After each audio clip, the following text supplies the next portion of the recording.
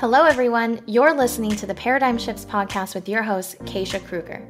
I'm an organization development practitioner and executive coach, working with leaders to create positive changes in the workplace using behavioral science. My personal mission? Share science-based tools and leadership insights from the field that you can use in the workplace and beyond. Considering we spend about 3/4 of our lifetime at work, there is incredible science and organizational psychology that could be used to rethink the way we work, lead, and ultimately live. Join me as I speak with thought leaders and business leaders in practice, unpacking light bulb moments for paradigm shifts. On this week's episode, we get to chat with Zach Stinebaugh, currently serving as the HR Business Intelligence Analyst at the Citadel, the Military College of South Carolina. With a master's degree in IO psychology from a SIOP top 5 nationally ranked program and experience in management consulting, Zach works to bring the latest in HR strategy to higher education in Charleston, South Carolina. Zach's had the good fortune of being featured by LinkedIn News, Bonfire Culture, Work in Science, the OD Network, and the Society for Industrial and Organizational Psychology. For more information about Zach and his services, be sure to check out the show notes. Hi, Zach. How are you? Hey, good. How are you? Good. It's nice to have you. Thanks so much for having me. Yeah, this is really exciting for me. I can't wait to kind of dive into this stuff today and discuss it. Yeah, well, thanks for being here. I want to talk to you about your role as an HR Business Intelligence Analyst. Did I get that right?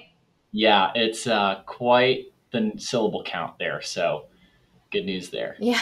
Well, so you make data-informed HR decisions using people analytics. What does that mean? Yeah, so I would say primarily what my role is twofold. The first is about decision making, right? So if you look at, there's a lot of research out there that's focused on replicating the same kind of basic study, which is you give a bunch of people a few pages to read, right, of whatever that text is about, but there's spelling errors, grammatical errors kind of smattered throughout. And one of the things they'll do is they'll break the group into two smaller groups. The first is given a time limit, right? They have to read through the same amount of information. They just have to do it faster than the other group. And so what all these researchers have found is that the group that has that time compression basically ends up finding less of the errors, right? So for me, I think about those studies and I say, okay, it's pretty clear that speed and accuracy are competing interests. And so when we overlay that onto HR, I feel like my job is to help us get a bit ahead of, the issues that we may be facing, be less reactive and more proactive. And then the other piece is that data analytics that you kind of mentioned. I feel like when I'm trying to talk with my friends at like a cocktail party, their eyes will glaze over or something. And it's certainly like a bit highfalutin in terms of like the language, but really to me, it's just, what are the numbers in your workplace, right? So an example, we're just coming off of summer that I was thinking about was how many camp counselors come back for a second summer after the first one, right? Or, you have lifeguards at the pools. How many of those lifeguards actually remember the first aid training they were given at the beginning of the summer? And so those are very like general workforce kind of questions. But at the end of the day, they are people analytics because they have to do with numbers and your workforce. And so when you combine those two things, it's not necessarily something that only the Metas or the Googles or the Apples of the world can deal in. We're just trying to make better decisions by getting ahead of things and using that people data. Mm-hmm. So I imagine there must be some challenge with like translating the language, whether it's related to the numbers and what you're actually seeing in the data, or just the language around data analytics. Is that something that you're facing or have faced in the past? Yeah, I think one of the good things about kind of my background and the program I came up in through IO psychology was that we had experience kind of speaking in the language that non-subject matter experts, SMEs, would know. And so trying to just ensure that, we're not, again, staying out of that highfalutin kind of world language and just making it pretty clear, hey, these are the expectations. This is what the numbers mean. And so trying to keep it baseline is really important. Mm-hmm. So that's kind of what I would say to that. So what are some of the questions that you're helping business leaders answer right now? Yeah, I think one of the major ones, right, is we have a number of questions around it, but so does the rest of the hiring world. It has to do with hiring. Yeah. Right. So the past couple of years have shown that it's been pretty difficult to get talent. And then when you do get talent, it's real tough to keep them in the fold. And so one of the things that gets me out of bed in the morning, right, is I get to dive into survey data. And Wow. You may say, Zach, you're a real nerd for saying something like that. But truly, to me, it's like a puzzle, right? Mm-hmm. So I get to say, what are the things that keep people at the Citadel, right? And then trying to work those themes into how we end up hiring people. So one of the analyses we've done is we've asked some of our most long tenured employees, why do you stay? And one of the things that we found is that by a long shot, it's the people they work with, right? So that, to me, really it creates a value to double down on retention. Mm-hmm. We have to understand that if people are the reason that others are staying, right? If we don't take care of that, it could be a domino effect. And so it's really important to speak with those people, make time to connect with them, hear their frustrations, because every job has frustrations, right? Mm-hmm. And then when we do know the people who are making an impact, let them know, right? So one of the other things I often get asked is like the so what, right? We get this number. What do we do with that? And so in the stay interview, we said, all right, so clearly there are some people keeping others at the Citadel. And so our great ER person, Letitia, went in and wrote handwritten notes to all of the people that were specifically mentioned. And we sent those out to the rest of the employees that were, those employees.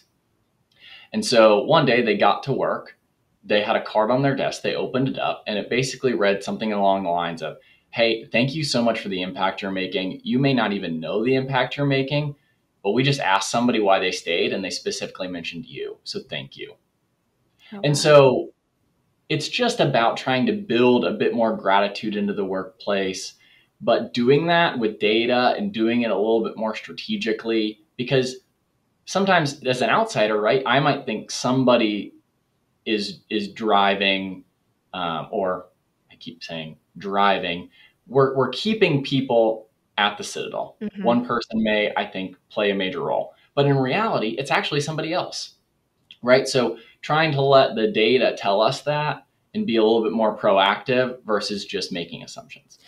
I love that you emphasize the value of stay interviews in the process of overcoming this challenge of keeping our people, right? Because it's important to in organizations, we typically do our onboarding surveys, we do our 90-day surveys, we do our exit surveys, but when we dig into the data around what's keeping you here, why are you staying with us, there's valuable insights in that. And it sounds like the ability to apply qualitative actions like writing those cards as a result of the quantitative insights that you derive through those surveys, it really does like translate data to what we are trying to do, which is retain our people. And I want to know a little bit more about the stay survey. Like, what does that look like? Is it all quantitative, or do you collect qualitative data? What does that look like? Yeah, so it to be totally transparent with you, it's pretty similar to our exit interview, mm-hmm. right? Because for me, I think having a pretty clear kind of dichotomy between, all right, we ask the same people that are staying and the same questions to people that are leaving, and let's compare that data. And so, a few of the items are, when did you start? Who was your manager? Kind of some of these similar scenario questions. And then also we have them rank the reasons why they stay. And then the people who are exiting or technically resigning, the reasons that you're resigning, right? If they're retiring, we don't ask them that question just because it's kind of mute to the extent that it is. But at the end of the day, that's kind of how we've decided to break it down. Mm-hmm. And there's like Likert scale items, or when you say rank, are you It's more forced distribution. okay? So, or forced choice, basically, if you will. So we have 6 options. One of them's like compensation. Another is the people, Mm-hmm. those kinds of buckets, I guess, if you will, for main reasons why people stay. And then after that, if we ask the question, it's an open-ended question of, did we miss anything? And that's a piece too. And so what we've learned is that, obviously people staying is a big reason, but also the mission of what we do here at the Citadel is a big reason people stay. And if you don't mind me, pitching the Citadel a little bit, it really is interesting being in higher education because unlike private industry, there is an element of sort of like, and it's not this way necessarily in all private industry, so don't get me wrong there, but there is a sense of like nobility, right?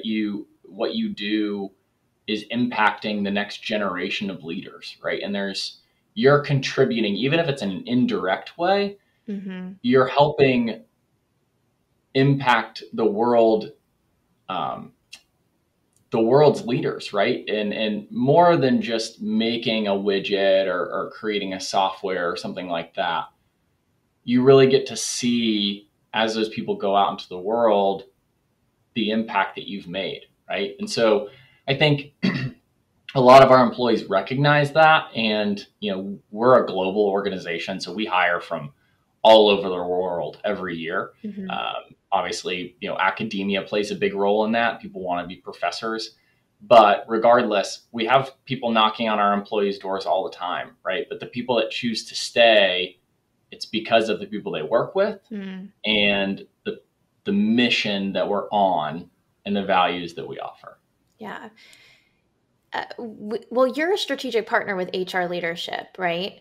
Yeah. And, it's interesting to me that you have a unique role as, an IO psychologist working in higher education. So I'm curious, what value do you think that an IO psychologist can bring to the leadership table, whether it's in higher ed or outside? I think that's a great question. Most people that I work with don't necessarily know what IO is, right? Yeah. So there's a little bit of education that's happening. Mm-hmm. And so usually I start out by explaining what IO is, and I use kind of the example of it was described to me as an engineer versus a mechanic. And both are great career paths, but they're very different, right? So when you need a mechanic, you kind of go in, you say, hey, this is broken, can you fix it? Versus an engineer can come in and say, hey, this is how it's supposed to work. And then let's go backwards, reverse engineer, and figure out how we get there. And so I think a lot of times IOs have the ability to say, right, this is the way that it should be. Let's maybe focus on that a little bit more than what can times in traditional HR roles be a little bit more reactive or operational, if that makes sense, and less strategic. Mm-hmm. And so when you think about that, the IO really does bring a different perspective, right? And I feel like that's valuable for a lot of places. Yeah, but IO psychologists can kind of sit in the background sometimes. So when they are sitting at the leadership table, there's a lot to bring to that table, right? Yeah, I think so. Like, when you think about how niche the our work is. Mm. It can certainly get hidden, right? And it's not necessarily super strategic, but let's put it this way, right? So there's a lot of talking about quiet quitting, right? I'm a big proponent of this. I think you saw me mention it on LinkedIn. Quiet quitting is a new buzzword, and there's probably some element of newness to it. But if we go look at the research that's been going on for quite some time, the academics of the world will call it the literature, right? Let's go look at the literature, see what that says. We find that withdrawal behaviors at work, so it's different than obviously, drug-related withdrawal behaviors, but there is work-related withdrawal behaviors. If we go look at those and we compare the definitions, they're pretty freaking close, And so when we understand that piece of it and say, hey, so I think an IO psychologist there would say, wait a minute, I've seen this before. Mm-hmm. This isn't a new thing. Let's go see what's already been done on it, right? And so a lot of times you'll hear IO psychologists say that they stand on the shoulders of giants, right? We are very quick to give credit to the people that came before us and did a lot of the research work before us.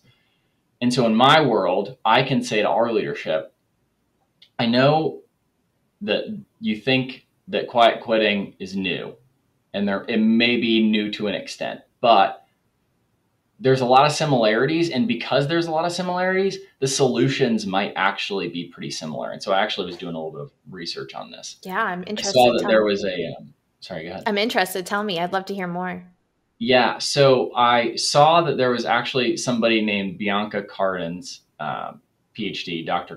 Cardenas, and they had mentioned that they had kind of pulled a lot of research on LinkedIn together to say, okay, how can we inhibit withdrawal behaviors?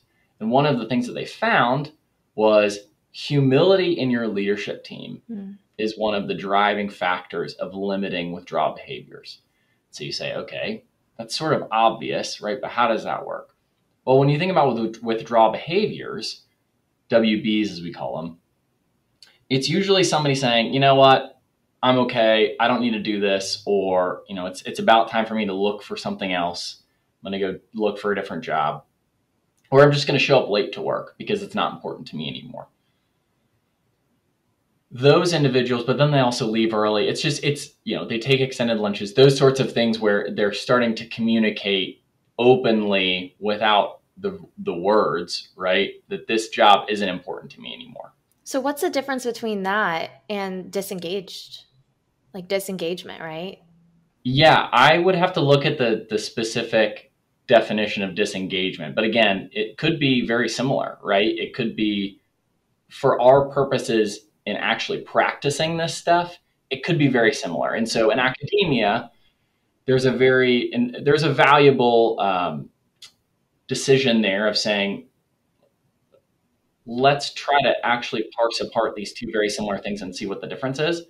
But for us, when we're actually trying to make our workforce better, it can be a little bit of one, it could be a little bit of the other, it could be a little bit of both. So let's try to do our best to actually solve the problem and then leave academia to kind of parse apart the details, if that makes sense. That's the way I view it in my job. But one of the things that I thought was interesting about the leadership humility piece was that sometimes when people say, I've done my best, but clearly I'm not recognized here, right? Not having a humble leadership team could impact that, because if they're taking all the credit for the work that you're doing, it makes you less likely to pitch in, that extra late night, get in there early the next day.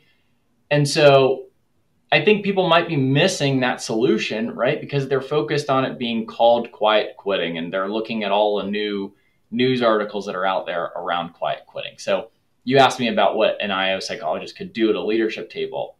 That could save a lot of time, right? Mm-hmm. If they are proposing a solution in a much quicker way than the roundabout way of studying it and figuring out the impacts, which certainly can be good in some situations. But I think leadership also would like to say, hey, if you can figure this out quickly, let's do that. Yeah, and bring that research and that science-based, science-backed data in the room, because if we don't look at that, then we are spinning our wheels, right? We're just kind of on a hamster wheel, just cycling back, over and over and over, across, whatever one other organization is doing. So we get a Yeah. competitive advantage when we have an IO psychologist at the table, because they are experts in research and academics. Yeah, and they probably know a couple other IOs that when they message them, like I know our cohort group chat, we'll text each other if we have a weird situation or something and say, hey, does this sound right to you? And so, I mean, I know that my company benefits from that, because I'll tell some of my people, hey, in very, I obviously won't give away organizational secrets, right? But I can say, hey, have you seen much about engaging this group of employees? Like, what have y'all done to manage that a little bit better? Mm-hmm. And so, kind of working as a team, you get that added benefit of having a network of people that, if you don't know the research on it, maybe one of your friends does. Mm-hmm. And so I think that's a pretty neat factor in such a tight knit community. Yeah. What are the biggest challenges that you've helped so far using people analytics? Like, what's been the most exciting for you? Yeah, I would say, again, trying to pull back from this idea of statistical modeling and MANOVAs and MANCOVAs and all those things. One of the things I try to do is just drive real value based on the statistics that we do have, right? And so one of those is that 40% of our new hires come from outside the metro of Charleston. Mm-hmm. So at the Citadel, like I said, we're a global organization, but 40% of your people coming from outside the metro and what is traditionally like, an industry that can pull on a lot of the local talent, 40% is a pretty big number, right? Mm-hmm. And so for me, this manifests as a little bit of an anecdote, right? So I just moved from St. Louis. I say I'm about to be a year into my position. But when I was doing some research on the company, I didn't know much about Charleston. Mm-hmm. So I said, I have a few questions. And so our recruiter, Angie, who does a really great job, had to basically manage. She's like the one recruiter for the whole college, wow. Right? So talk about a workload. But she has all these people asking her constantly, hey, when I move down here, where should I live? Hey, where are the best schools? Hey, what, all those questions that are a very real part of the prospective employee's life, right? Trying to get settled down here. And we talk about retention, right? Building some roots down here is a great way to help keep them, hopefully with us in the Charleston area, because we're a major player in this market. Mm-hmm. And so when I saw those things and I experienced it, I said, we need to say to our 40% of people, hey, you're just as important as the 60% that are here. And so one of the projects that we had was revamping the website. And if you're interested, it's go.citadel.edu/human-resources. But that's just a shameless plug. And so what we did was we put all of that information on the Living in Charleston page. We put a bunch of links out there. We totally revamped the visual nature of it to where it really is a digital storefront for us, right? I think, the rest of kind of private industry had already gotten to that point of saying, hey, our careers page is how the rest of, our potential applicants, our new hires are going to perceive us. So let's do our best to put our best foot forward and give them all the information they can need. And then we also integrated an FAQs page, right? So a lot of these same questions that people keep asking, now we've got those documented. So a person who's just passively looking, they can get those answers themselves without having to email somebody or something like that. So that was a big piece. And then the other piece that we took that 40% data and we utilized it was the launch of our executive HR sponsorship program. And what that is think about you're a new applicant that's in the finalist stage, right? You'll actually get an email from me. If you're applying to the Citadel, you're a finalist, you get an email from Zach saying, hey, these are our local partners. If you're outside the area, it might be a really good idea to connect with them and say, hey, I don't know which way is up. So A, that pulls the responsibility off of Angie, who frankly probably isn't, super qualified to answer all of those details in an ever-changing market like Charleston that keeps growing, right? But then it also helps some of the partners that we've, selected to be in this group, and they get some potential leads out of this for the people that choose to reach back out, right? We're not giving anyone's email away. We're simply providing the sponsor's contact information to the finalists. And so what's great about that is for the partners that we have, even if the Citadel doesn't hire them, but they do decide that they want to live in Charleston, because clearly that's been, expressed to an extent, they have that information already, right? But then if we end up hiring them, then they can kind of slide right into having a local expert there helping them get settled. So that's kind of a couple of the ways that we've looked to do that. Right now, it's predominantly real estate agents, but the hope is one day we can get a moving company involved. We could get a bank involved. Places that have roots in Charleston, and just help that transition, because it's already tough when you have to go learn a new job. Let's try to make it a little bit easier on the employee when they have to move to a new city. And you're supporting the community as well. Exactly. Yeah. So the we impact, feel like it's a win on all sides. Yeah, the impact of it's so cool to see that you're taking this data and you're applying and utilizing it to attract and retain employees. And then on top of it, the impact is just expanding beyond that. So you're just bringing, really good stuff to the community. I love that. And all from a data set. That's insane. Yeah. I always joke that, people analysts deal in people and numbers, right? And if you're not thinking about both, then you're kind of missing half of the equation, right? So there's a lot of emotional kind of nature of the stuff that we deal with, right? Getting somebody settled in a new life, they're more than just a data point. Yeah. Right. But at the same time, we can't only deal in emotion. We have to bring some logic to the situation. And so I feel like people analytics is a great way to meld those two things. Meld them together. Yeah. And the data gives us things to a place to start, right? It allows us to see trends, but also gives us a starting point so that we can then better support people. And we're talking a lot about people analytics in terms of like hiring. And, you have a pulse on people data, but I imagine it gives you trends around other things like development, performance, the entire employee life cycle. So what are you currently noticing in terms of trends within your organization or in outside of that?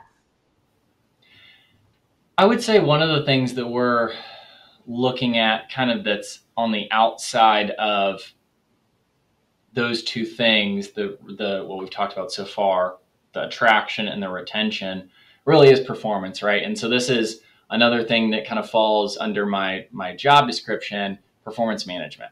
The IOs in the room will kind of say, well, is it performance appraisal or performance management? And so probably it's more the appraisal piece, but what we end up seeing is that we pull all of this stuff together, right? This is again kind of what gets me excited about the role, is I can say, gosh, if the reason people are leaving, it predominantly has to do with not getting enough feedback, not getting enough recognition, those sorts of things. Those are very in-house elements that we can manage, right? And certainly it's difficult right now for a lot of places. They have limited numbers of employees, so they may be short-staffed in certain departments or, whatever. So it's not always perfect, right? But we've talked about this before offline, that the messiness is what makes this so interesting, right? And so challenging to an extent.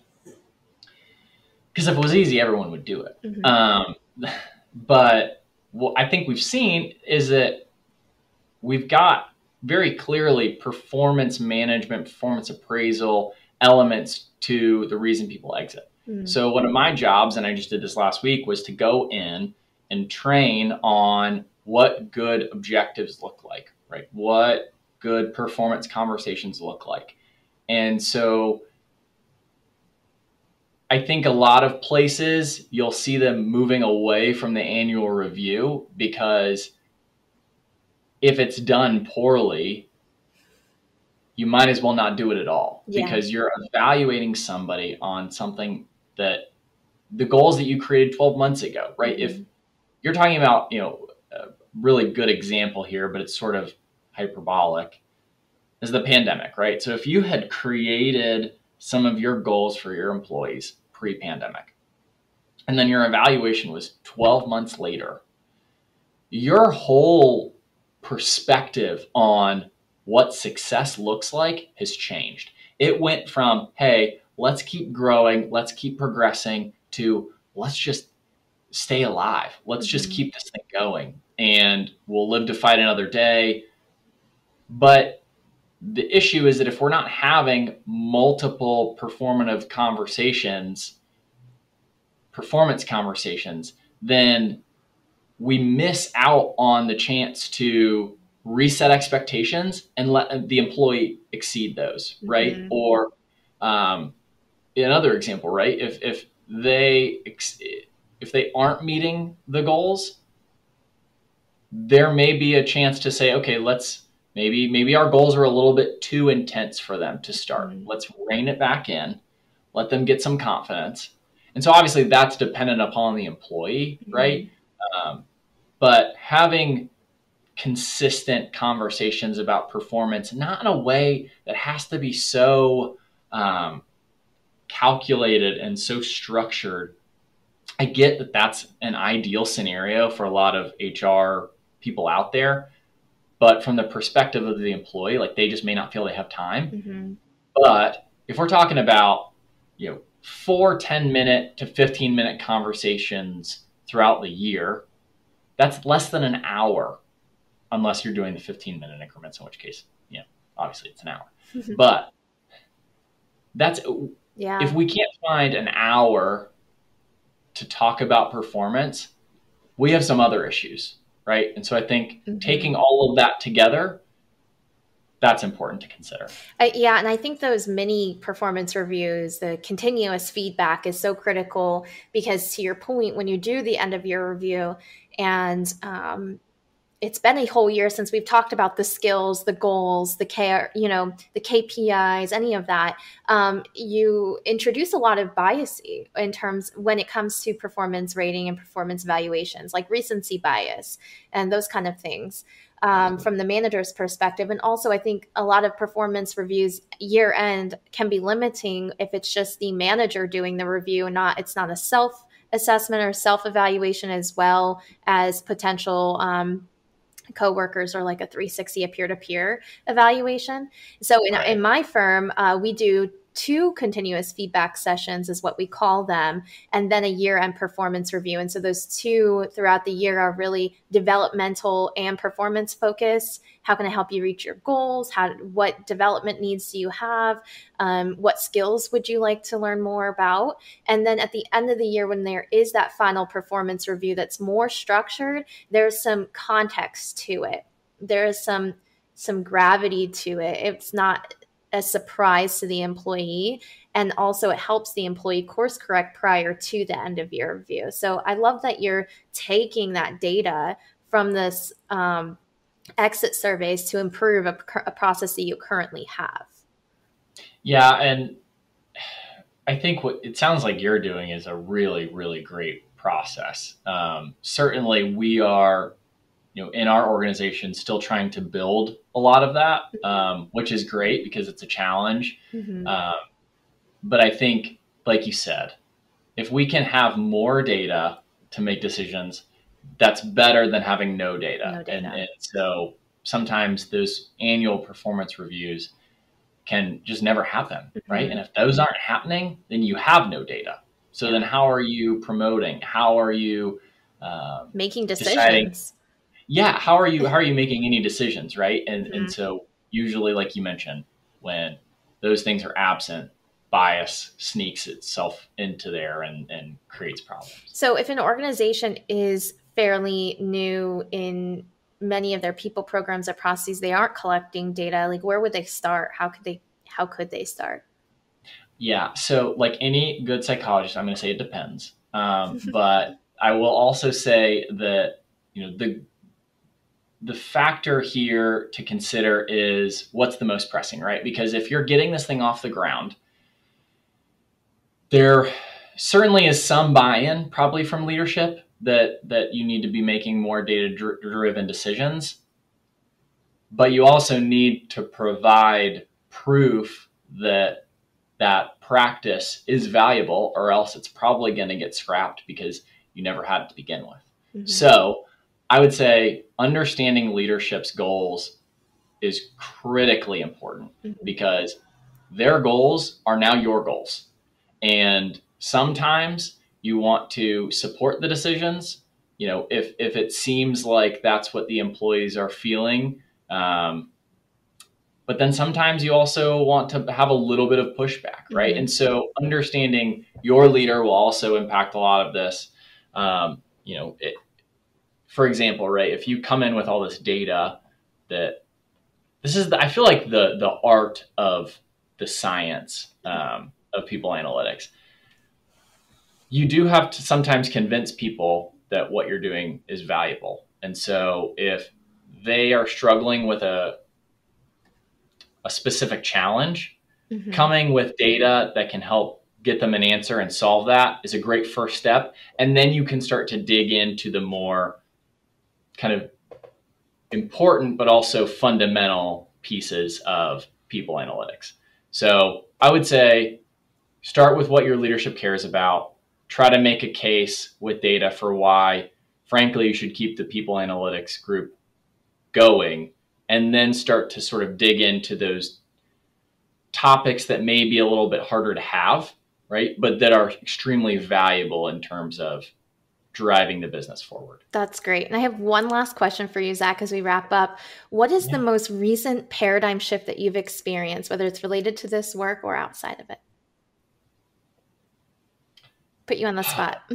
Yeah, I would say moving, right? I think one of the things that I didn't realize was how many things I took for granted in the place that I lived. I could go get my hair cut. I could go to the dry cleaners. I could, do whatever it was that I needed to do during the day, and I knew exactly where to go.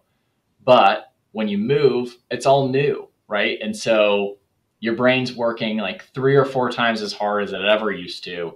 You're trying to figure out exactly where everything is all the time. Your house probably, or your apartment, has boxes all around it, so it's a lot more stressful, but it's also an opportunity to see things in a new way and an opportunity to learn. I love that. Thank you so much for sharing. Well, it's been a pleasure having us chat with you, and I look forward to hearing and following your journey along as you continue to progress in your role. Thank you so much. Thank you so much for having me. This is a lot of fun. Awesome. Thank you so much for tuning into this week's episode. If you enjoyed this conversation, don't forget to leave a review, rate, and subscribe wherever you're listening. If you know a business leader in practice or friend who you think would be interested in this episode, please consider sharing it with them. I'm so grateful for your support. For more updates, you can follow us at Paradigm Shifts Podcast on Instagram. See you on the next episode.